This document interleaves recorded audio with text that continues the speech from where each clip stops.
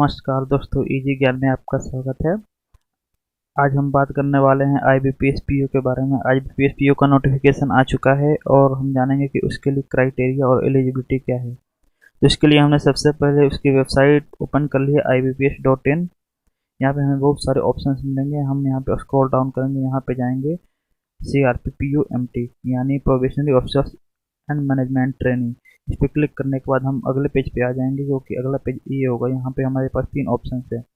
ये पहला है common recruitment process for probationary officers management training 12, यानी कि इस साल का है। ये प्रीवियस ईयर का है, ये उससे प्रीवियस ईयर का है। तो मैं इस पर क्लिक करूँगा। इस पर हम क्लिक करेंगे तो यहाँ पे आ जाएंगे अगले पेज पे। यहाँ पे भी हमें 3 ऑप्शन देखने को मिलेंगे। यहाँ पे हमारे पास पहला ऑप्शन होगा अप्लाई करने का, जो सीधे हमें अप्लाई करने वाले लिंक पे लेके जाएगा। दूसरा है विंडो एडवर्टाइजिंग, यानी कि कब से कब तक हम भर सकते हैं फॉर्म वगैरह। और तीसरा है जो पूरा प्रोसेस डिटेल में दिया गया है। चलते हैं पहले देखते हैं तो उसकी टाइमिंग विंडो क्या है, कब से कब तक हम भर सकते हैं। ये आते हैं, यहाँ पे हम देख सकते हैं कि the tentative schedule of event as follow. Online registration including edit modification of application by candidates. ये जो डेट है ये 2 अगस्त से लेकर 22 अगस्त तक है, जो फॉर्म भरने का और या एडिट वगैरह करने का। फिर इसके बाद payment of application fee payment का के लिए भी जो डेडलाइन है वो 2 अगस्त से 22 अगस्त, यानी 22 अगस्त से पहले पहले हमें सब कुछ कर लेना है। फिर एक प्री एग्जाम ट्रेनिंग होता है SC ST वगैरह कैंडिडेट्स के लिए। अगर आप जनरल है तो ये आप इसे स्किप कर सकते हैं। एक conduct of pre exam training सितंबर अक्टूबर में होती है। फिर यहाँ पे जो प्री एग्जाम होता है IBPS का अक्टूबर 2022 में होता है। तो अक्टूबर 2022 प्री एग्जाम ये होता है। अभी एग्जैक्ट डेट नहीं आया है। ये जो पूरा होता है ऑनलाइन मोड में होता है। फिर इसके लिए result of online exam preliminary, क्योंकि नवंबर 2022 में इसका रिजल्ट आ जाता है। फिर मेंस एग्जाम के लिए एडमिट कार्ड भी, कॉल लेटर भी आ जाता है। फिर मेंस का रिजल्ट भी दिसंबर तक आ जाता है। फिर इंटरव्यू के लिए उसके बाद डाउनलोड कर सकते हैं, जो कि जनवरी फरवरी 2023 में इंटरव्यू होता है। फिर प्रोविजनल अलॉटमेंट अप्रैल 2023 तक हो जाता है। चलिए हम देखते हैं कि अब इसका प्रोसेस क्या है, क्या क्या कितने बैंक पार्टिसिपेट कर रहे हैं। तो यहाँ पे हमने इसका पूरा जो भी हमने जो डिटेल्स वाली लिंक थी वो ओपन कर ली है। देखेंगे इसमें क्या क्या कितने बैंक पार्टिसिपेट कर रहे हैं। तो इसमें भी है bank of Baroda, Canara bank, Indian overseas bank, UCO bank, bank of India, central bank of India, Punjab national bank, union bank of India, bank of Maharashtra, Indian bank और पंजाब एंड सिंध बैंक। तो जो ये डिटेल्स एक बार फिर से जो हमने ऑलरेडी पढ़ रखी है फिर में से स्किप करते हैं। यहाँ पे एलिजिबिलिटी क्राइटेरिया है। यहाँ पे है पहला नेशनलिटी सिटीजनशिप, यानी कि सिटीजन ऑफ इंडिया होना चाहिए या फिर सब्जेक्ट ऑफ नेपाल और सब्जेक्ट ऑफ भूटान। आप यहाँ पे पढ़ लीजिएगा, बहुत सारी यहाँ पे दी गई है नेशनलिटी के लिए। फिर इसके अलावा एज है, जो कि एज क्या होनी चाहिए। एज यहाँ पे मिनिमम 20 ईयर्स है एंड मैक्सिमम 30 ईयर्स है। अगर आप जनरल है तो उसके लिए 30 ईयर्स मैक्सिमम है। अगर आप SC ST या फिर OBC या फिर और भी एक सर्विसमैन PWD आते हैं तो फिर उसके लिए रिलैक्सेशन यहाँ पे दिया गया है। SC ST के लिए 5 ईयर्स, OBC के लिए 3 ईयर्स और PWD के लिए 10 ईयर्स, फिर एक सर्विसमैन के लिए 5 ईयर्स। फिर यहाँ पे आगे चलते हैं। यहाँ पे भी बहुत सारे उसे डिटेल में दिया गया है, इसे हम स्किप करते हैं। भी एजुकेशनल क्वालिफिकेशन पे जाते हैं। यहाँ पे A degree graduation in any discipline from a university recognized by the government of India or an equivalent qualification recognized as such by the central government, यानी कि ग्रेजुएशन होना चाहिए जो भी अप्लाई कर रहा है एप्लीकेंट उसे। या फिर अगर अभी फाइनल ईयर का रिजल्ट नहीं आया है तो उसे मार्कशीट या डिग्री जब उसे होना चाहिए जब भी ऑनलाइन रजिस्टर कर रहा उस टाइम तक। तो इसके अलावा यहाँ पे और भी डिटेल में बहुत सारी चीज़ें यहाँ पे दी गई हुई है, जैसे कि all the educational qualification should be from university board recognised by government of India, approved by government regulatory bodies, and the final result should have been declared on or before 22nd August 2022। फिर चलते हैं अगले step पे। अगली eligibility क्या है, यहाँ पे कैलकुलेशन ऑफ परसेंटेज है कि आप कैसे कैलकुलेशन कर सकते हैं। जैसे यहाँ पे लिखा हुआ है कि 59.99 होगा, वो भी लेस देन 60% ट्रीट किया जाएगा, एंड जो भी 54.9% होगा वो भी 55% से लेस देन कंसीडर किया जाएगा।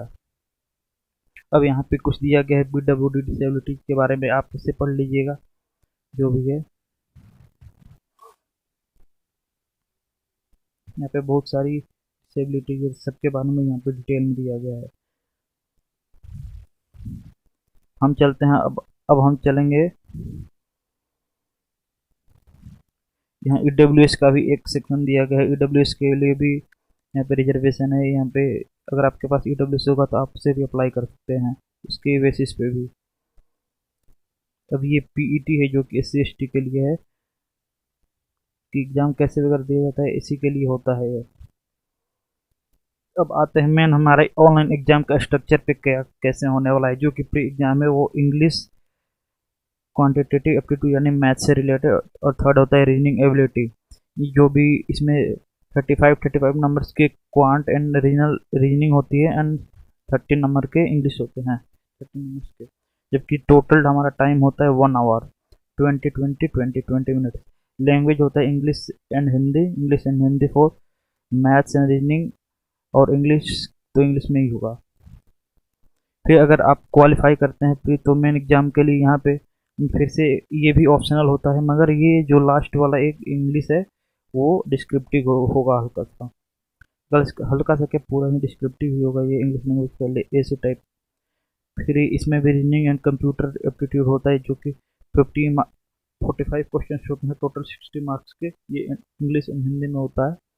टोटल टाइम 60 मिनट्स यानी 1 आवर अलॉट किया जाता है सेपरेटली।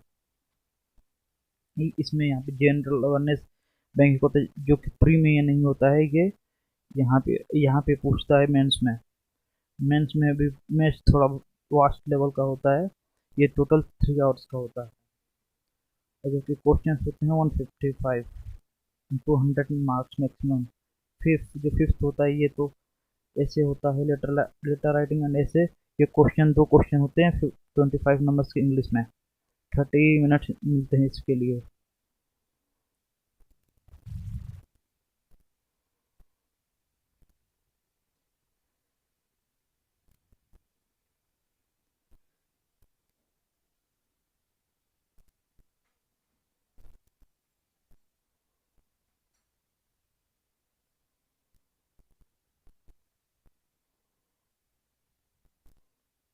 अब यहाँ अप्लाई करने का प्रोसेस है कि कैसे अप्लाई करना है। तो हम इसकी वेबसाइट पे जाके अप्लाई ऑनलाइन कर सकते हैं, जो कि यहाँ पे हमने लिंक यहाँ पे दिया था। इस पर क्लिक करने के बाद एक नया ओपन हो जाएगा। वहाँ से हम यहाँ से क्लिक न्यू रजिस्ट्रेशन करके ओपन कर सकते हैं। इसके लिए हम सेपरेट वीडियो बनाएंगे।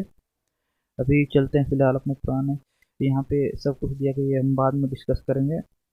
हम फी की बात कर लेते हैं, जो कि SC/ST PWBD कैंडिडेट्स के लिए 175 है, और बाकी सबके लिए 850 रुपीज़ है इंक्लूडिंग GST। अब हम बात करते हैं किस बैंक ने कितनी वैकेंसी निकाली हुई हैं। अभी यहाँ पे हम देखेंगे पार्टिसिपेटिंग बैंक्स में।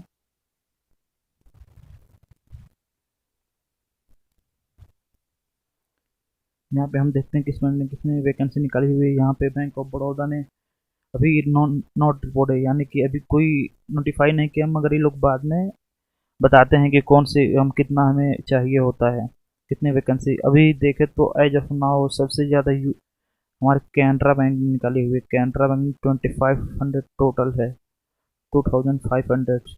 इसमें जनरल के लिए 1013, EWS 250, OBC 675, ST 187, SC 375। इसके बाद नंबर आता है यूनियन बैंक ऑफ इंडिया ने भी 836 अनरिजर्व्ड के लिए है। EWS के लिए 184, फिर OBC के लिए 573, ST के लिए 155, SC के लिए 346। आप यहाँ पे देख सकते हैं, इसके हमारा पेज देख सकते हैं यहाँ पे। इसके अलावा हम चलते हैं एग्जाम सेंटर्स। यहाँ पे बहुत सारे एग्जाम सेंटर्स दिए हुए हैं। आप अपने लोकेशन के अकॉर्डिंग आप इसे सिलेक्ट कर सकते हैं फॉर्म भरते समय, जिसके लिए हम सेपरेट वीडियो बनाएंगे। इसके लिए इसके साथ ही हम चलते ये वीडियो खत्म करते हैं। नमस्कार। अगले वीडियो में मिलते हैं कि जब अप्लाई करना होगा हम उसके बारे में हम डिटेल्स में लेके आएंगे। नमस्कार, धन्यवाद।